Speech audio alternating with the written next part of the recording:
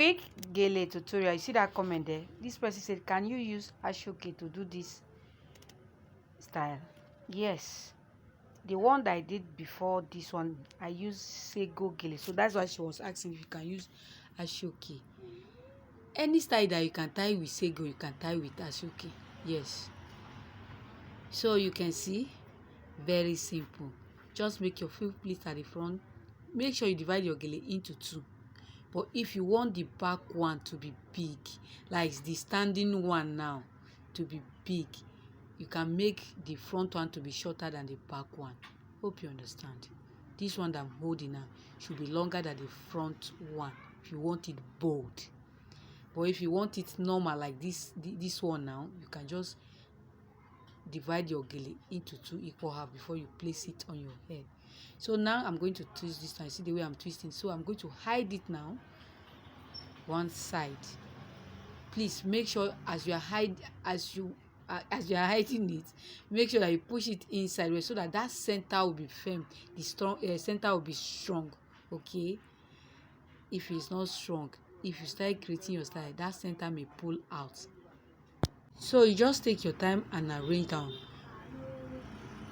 make it like plates, or then you pull the down one out, pull it out before you use your pin to secure it.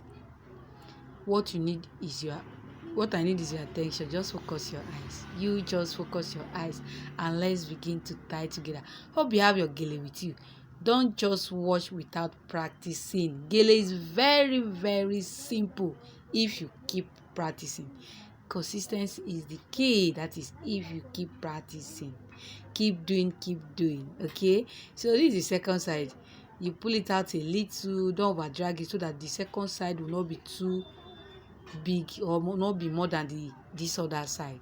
Okay, so you use your pin again to secure it and you have your gele, you have your head wrap. Let me know in the comment section if you like this style, and if you are seeing me for the first time, please gold bridals, join me. Let's continue tying, let's continue practicing together.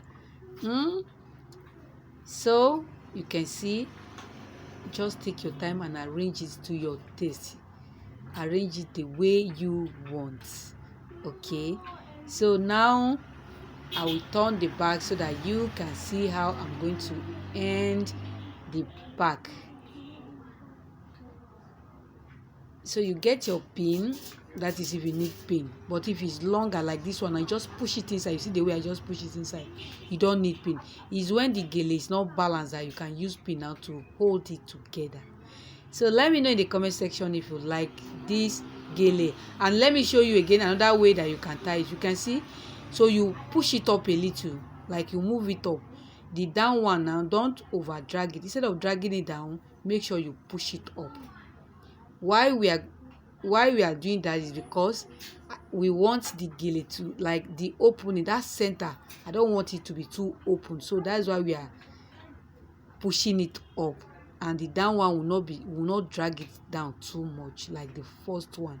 If you drag it down, the gele, the center will be wide, but if you pull it up, like push it up, you see that the center will not be, the space between the two hands will not be too much.